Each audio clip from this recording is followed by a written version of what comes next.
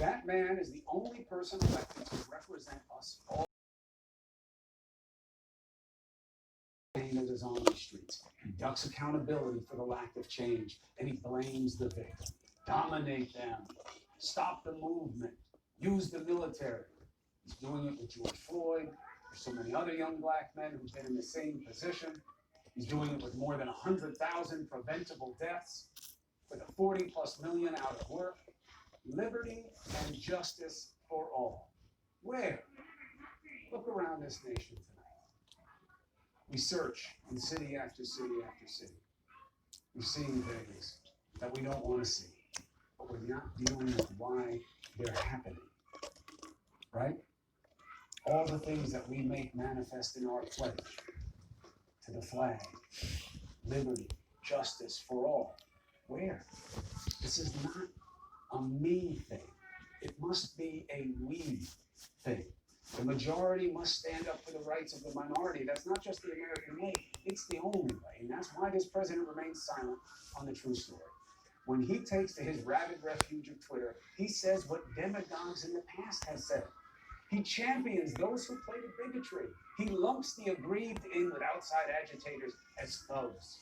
Just like demagogues, he wraps his actions in the might of the military, perverting the mission of our armed forces and, frankly, BSing you over his actual power.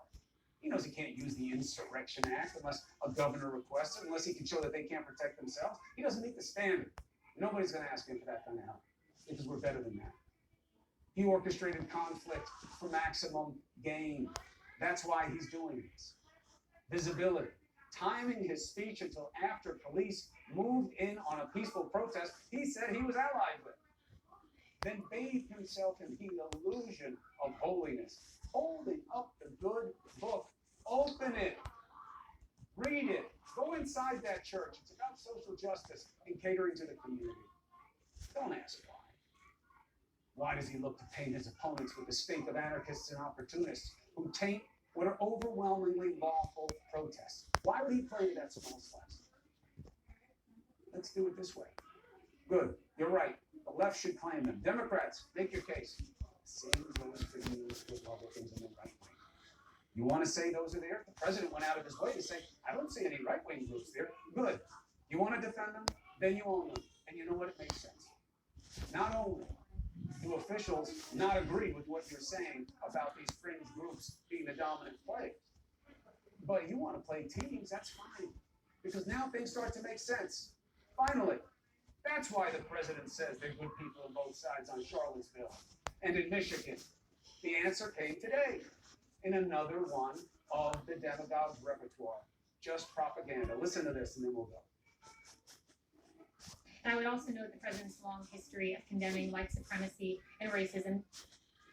He has a history of being attached to discrimination. Housing, the Central Park Five, birtherism. This is who he is, and this is not what we need right now. This is going to change because of people like you and me, and the man coming up right now, D. Lemon. He will not be let out of this by anybody else.